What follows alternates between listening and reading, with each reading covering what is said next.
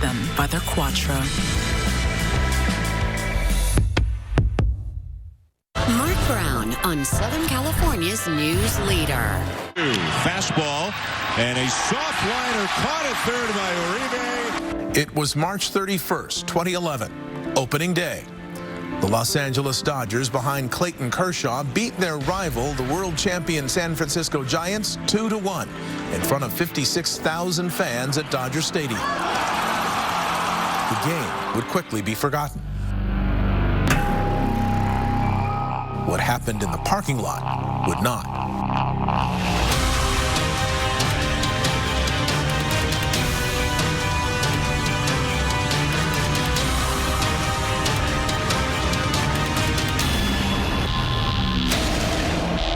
I'm Mark Brown. I'm Giovanna Lotta. Dodger Stadium is a Los Angeles landmark, a picturesque setting for baseball, where families have been enjoying America's pastime since 1962. But it is also the scene of one of the most well-known acts of sports fan violence in American history. After that 2011 opening day game, 2 Dodger fans viciously attacked a San Francisco Giants fan named Brian Stowe. The case put a magnifying glass on security at sports events. It also sparked a massive manhunt by the LAPD, led to the arrest of an innocent man, and in the end, a multi-million-dollar civil judgment. For Brian Stowe, his recovery has been slow but remarkable. His story, one of resilience.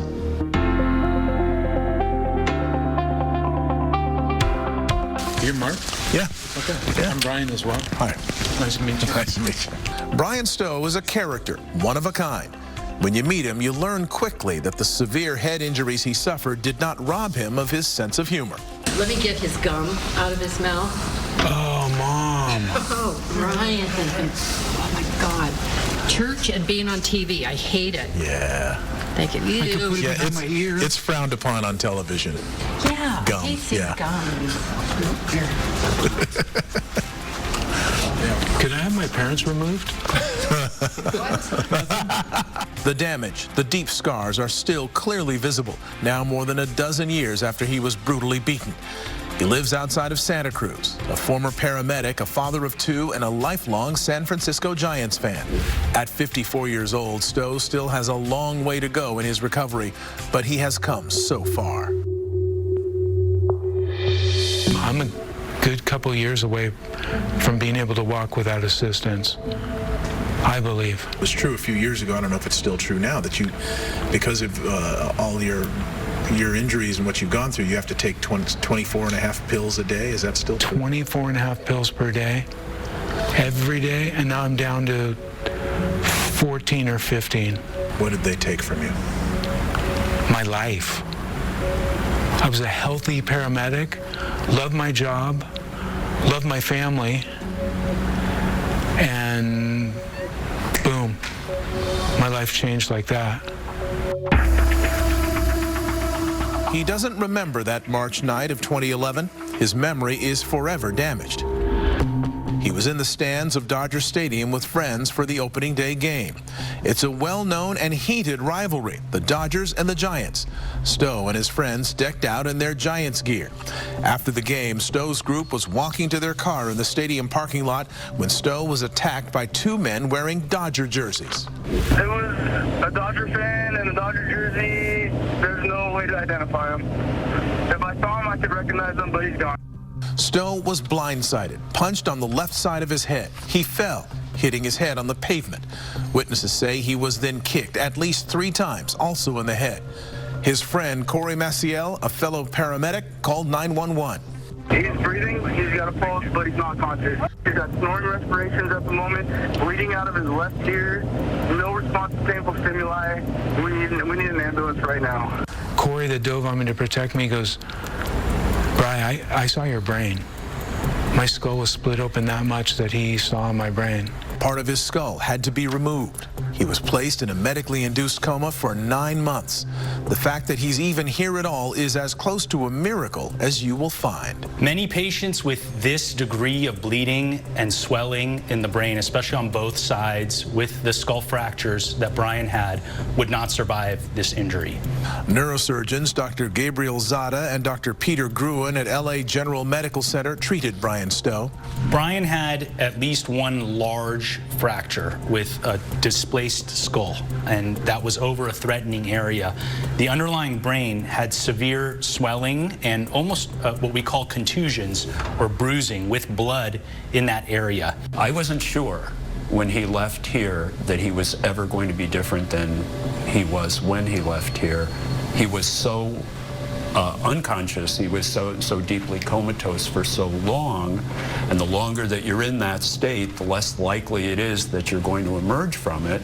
While still in a coma, Stowe was moved from Los Angeles to San Francisco. It was there where he regained consciousness. And I was like, why am I here? And my mom goes, Bri, you were in a coma. And I just started crying. He had to relearn how to talk, how to walk, how to write. His recovery may never be complete. It was a whole new learning experience for me. It was starting over. So if you talk to me now, I'm 12 years old, since that was when it happened. Boom, like that. It was done being a paramedic and a cool guy to being disabled. This was a really complex investigation just because of the volume of evidence involved. I mean, it happened at Dodger Stadium, and initially all the police knew were that the suspects were someone at that game, and Dodger Stadium obviously holds somewhere in the neighborhood of 50,000 fans. So that's a lot of people. LA County Deputy District Attorney Michelle Hennessy was the prosecutor, bringing 2 men to trial for the beating of Brian Stowe. But getting to that point took months and was not without mistakes.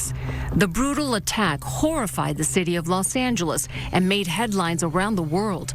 But police had little to go on. Like a needle in a haystack of needles, because every clue is a potential correct clue.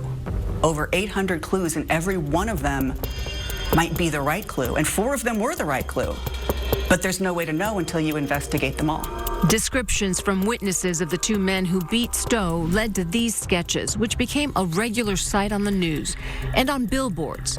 With few leads, a reward was offered. It would soon exceed $200,000. Then in May 2011, less than 2 months after the attack, a break in the case. An arrest is made. Giovanni Ramirez is and was and has been our primary suspect on the Stowe beating. This was a man arrested, Giovanni Ramirez. He had a criminal record. Police said it all came together when a parole agent thought Ramirez resembled the sketch of one of the suspects. For Brian Stowe's family, news of the arrest brought relief. It was a very emotional day yesterday. We were very excited that that piece of the puzzle, one of the pieces, had been put in place. I am as sure as you need to be to make an arrest and pursue a prosecution. I feel very confident that I've got an actually innocent person. Not just somebody that they can't convict, but an actually innocent, factually innocent person. For weeks, the LAPD maintained Giovanni Ramirez was their main suspect. But as time passed, it became clear police had the wrong man. You say he wasn't even at the ball game because he doesn't? No, he doesn't go to games. He wasn't even there? No. Ramirez's mother insisted her son wasn't at the game that night Stowe was attacked. His defense team produced several alibi witnesses. Even Ramirez's own daughter, in 4th grade at the time, came forward. She said Ramirez was with her the night of the attack at her aunt's house. She also said he still had hair at the time and did not match the sketch of the man who attacked Brian Stowe. I knew that it wasn't my dad because he did have hair and he'd play around with me and I'd tell him to shave it and stuff, but he didn't want to listen. So he had kept the hair and that was all. And then Yeah, and then a couple days later, he had shaved it. Because of the nature of the drawing, it bald, Latino, male, age 20 to 30, it could be a million different people. And unfortunately, I think they picked up the wrong guy without having all of the information. About a month after his arrest, Giovanni Ramirez was sent back to prison to serve time on a parole violation. He was never charged in the beating of Brian Stowe. I mean, there was a point where I thought this kind of stuff only happens in movies, you know what I mean?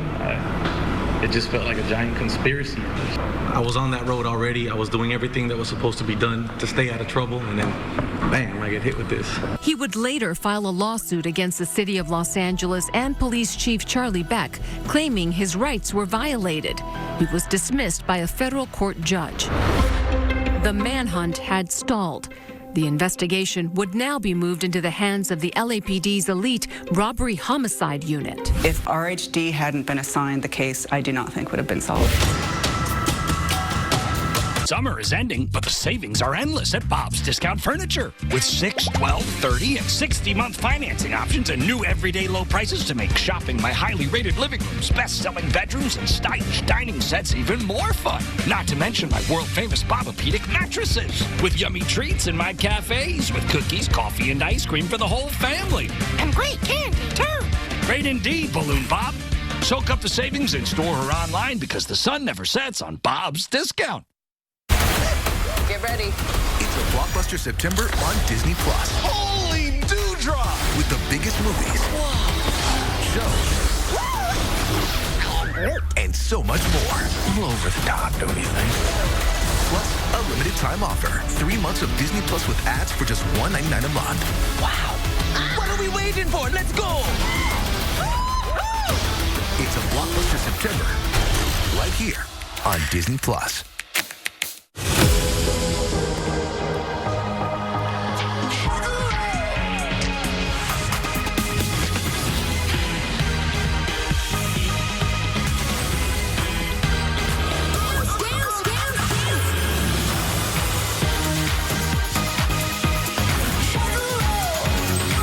It's a new spin on Dancing with the Stars. Coming this fall to ABC, Disney Plus, and Hulu.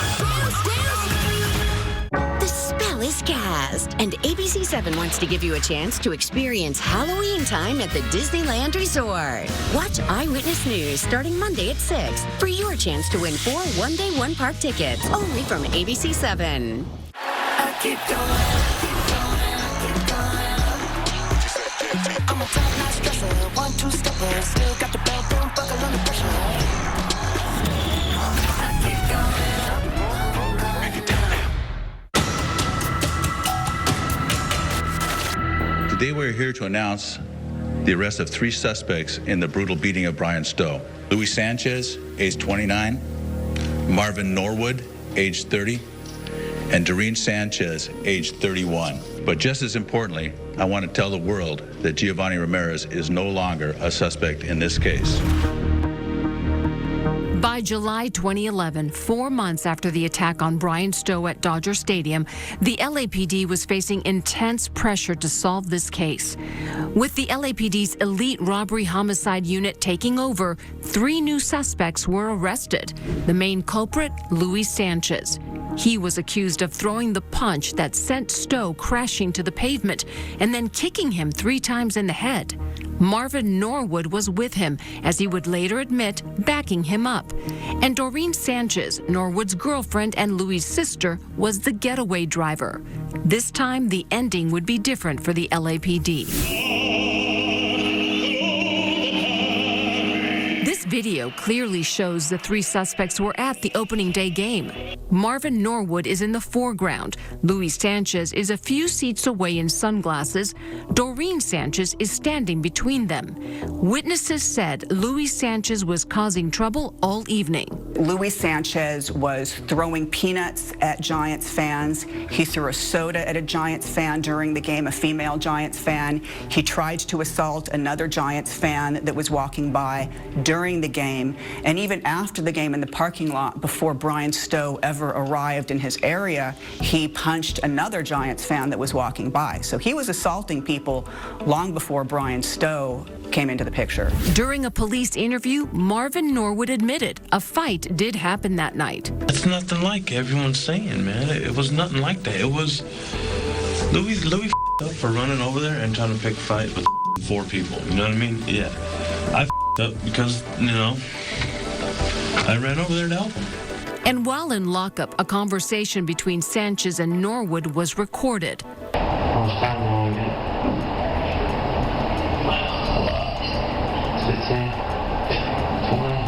From witnesses to the suspects themselves, the truth was finally coming out. They heard footsteps running up behind them. That's what Brian's friends described. And then the suspect, Louis Sanchez, punched one of Brian's friends, I believe it was Alan Bradford, knocked him to the ground. And Marvin Norwood was actually face to face with Brian. And Louis Sanchez came up behind Brian and cold-cocked him, punched him right in the side of the head from behind. Brian never saw it coming. Soon, Doreen Sanchez was cooperating with police, and charges against her were dropped. And a search of Norwood's home turned up this: firearms belonging to Louis Sanchez, including high-powered rifles. Because of previous felony convictions, it was illegal for Norwood or Sanchez to have weapons. Federal charges were added. The evidence was piling up. A plea deal was struck. It's a game at the end of the day, and you lost perspective. We run into people like you that have no civility. Oh, and you're smiling. You think it's funny. No civility, no respect for individuals. You don't respect the rights of individuals. In 2014, both men pled guilty. Louis Sanchez was sentenced to 8 years in prison. Marvin Norwood received a 4-year sentence. However, the years that you spend in prison is what you cretins deserve. Being here, I'd hope to see one tiny bit of remorse in order to not think you both are that despicable.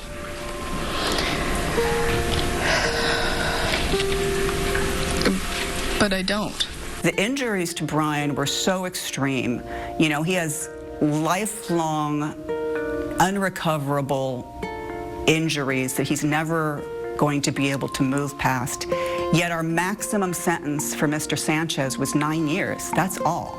And it doesn't seem sufficient for the injury, but we're bound by the confines of the law. Do you think about them?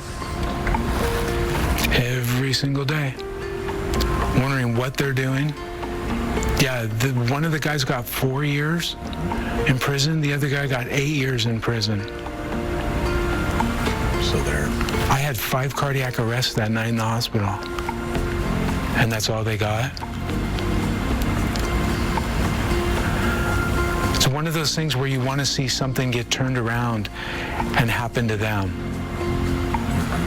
But it's not going to happen. The new 2023 GMC Sierra AT4X is equipped to conquer the great outdoors. Or the great indoors. Welcome to the peak of premium off-roading. Or get 0.9% APR on 2023 2.7-liter turbo high-output engine Sierra light-duty elevation models. Plus, current eligible GMC owners get over $5,200 total value and no monthly payments until 2024. It's been the ABC-7 promise since our beginning. We begin tonight with breaking news. When news breaks, you can count on Eyewitness News to get you the facts. This fire continues to grow here in Orange County. Because no one covers breaking news better than Eyewitness News. On the ground, in the air, and now more than ever, streaming 24/7. Wherever and whenever it works for you. Southern California counts on ABC-7 Eyewitness News. Southern California's news leader. I keep going, I keep going. Aaron Rodgers is being traded to the New York Jets. Man is in the Big Apple, baby. I'm a top-notch dresser, 1-2-stepper. Still got the ball, boom, buckle under pressure. But just in case y'all have forgot, you know who you playing with. I'm him. I keep going, I keep going, I keep going. Here at Grocery Outlet, we want to help you find name brand bargains for your family. To do that, you need to be able to buy more groceries for less money. The problem is, prices keep going up, which means less bang for your buck. At Grocery Outlet, we believe you should be able to buy the name brand products you love at prices you can afford. Wow. Shop us first and get the name brand products your family loves for less. Grocery Outlet Bargain Market. How do you put a price tag on a life that's forever changed? With Marvin Norwood and Luis Sanchez behind bars, Brian Stowe's family focused their attention on the Los Angeles Dodgers and team owner Frank McCourt. The Stowe family sought tens of millions of dollars in a civil lawsuit, much needed money to pay for Stowe's astronomical medical bills, support his 2 children, and the care he would need for the rest of his life. They hired attorney Tom Girardi. You know, the one thing you're supposed to be when you go to a ball game is safe. It's supposed to be for mom and dad and the kids and so forth. And what we've seen, what has happened at Dodger Stadium, they've decided to cut on security. The lawsuit accused the Dodgers of providing inadequate security the night Stowe was brutally beaten. Poor lighting in the parking lot, a gutted security department, and the few officers who were there were not positioned where it mattered most. 2 people from Dodgers were supposed to be in that parking lot. So it doesn't matter if they have 200 guys or 5,000 guys. They had no one where the assaults took place, and that's their responsibility. Even more critical, the lawsuit claimed it took at least 15 minutes for anyone to respond. As for the Dodgers, the team's defense focused on what was in place that night. Experts testified the team hired additional help for opening day in 2011, bringing security at the stadium to an all-time high. Former Dodgers owner Frank McCourt placed the blame solely on the attackers. I was appalled at the criminal behavior of Sanchez and Norwood. And make no mistake, they're the parties responsible for this tragic incident. The trial lasted for weeks. In the end, the jury ruled in Brian Stowe's favor. Were any of the following negligent? Los Angeles Dodgers, LLC, yes. But the decision was not sweeping. While jurors found the Dodgers negligent, owner Frank McCourt was exonerated. And Stowe was awarded only half of what he requested. The Dodgers were responsible for $14 million. The two officers who were supposed to be in that lot, they just weren't there. And even though there was an action plan by the Los Angeles Police Department, they weren't there either. After insurance payments, medical liens, and other expenses, Brian Stowe received roughly $5 million, money that would have to last him the rest of his life.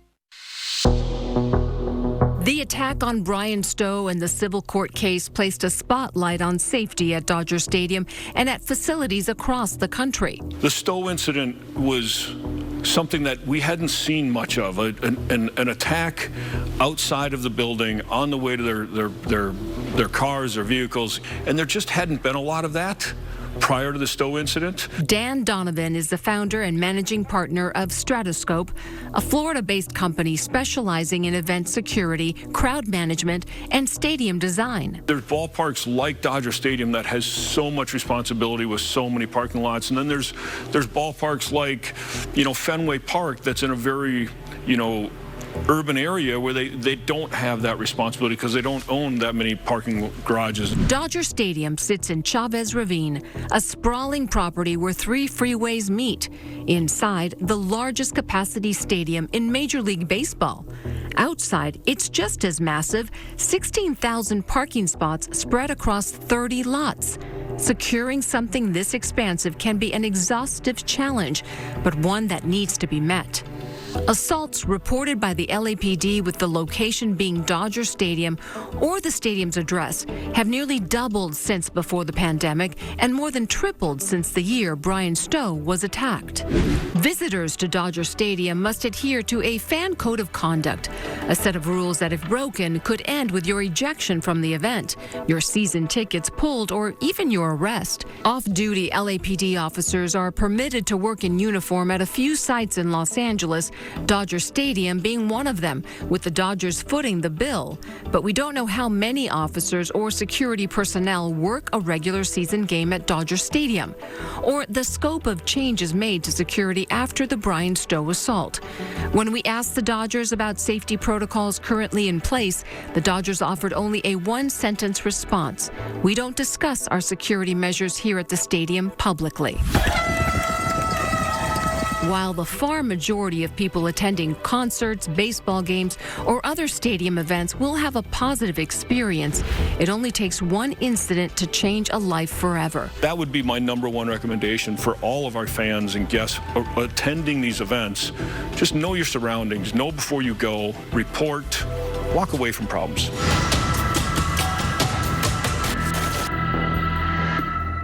Spectrum TV customers, you have lost ABC-7, including ABC-7 Eyewitness News, Jeopardy, Wheel of Fortune, and more. Call 833-KEEP-MY-NETS to keep these networks. Water. All of life depends on it. So for the love of water, let's use it wisely. Find ways to conserve at saveourwater.com. It's Jerome's 69th Labor Day event. Hurry in and get our Brooks manual reclining sofa for only $9.99 and the love seats free. Plus your choice, we pay your sales tax or get 60 months no interest. Spin to win, everyone's a winner. Now at Jerome's. Presenting a new force of nature. The all-electric 2023 Subaru Solterra. 0 emissions. Legendary Subaru symmetrical all-wheel drive. The all-new Subaru Solterra. Love is now electric. Lease a new 2023 Subaru Solterra for $399 per month for 36 months. Going on now.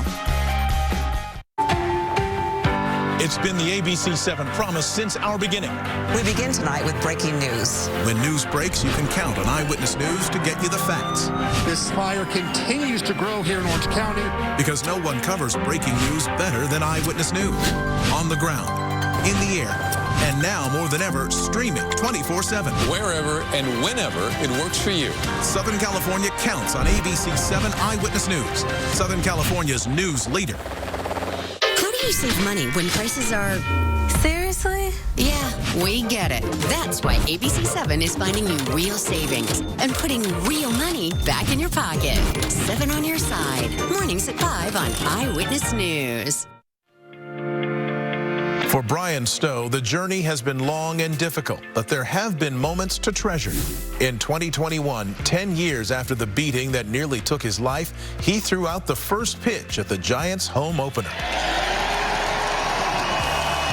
His family started the Brian Stowe Foundation, arranging visits for Brian at schools to talk about bullying and fan violence. I'm on a mission to tell my story of survival and to stop bullies from hurting anyone else.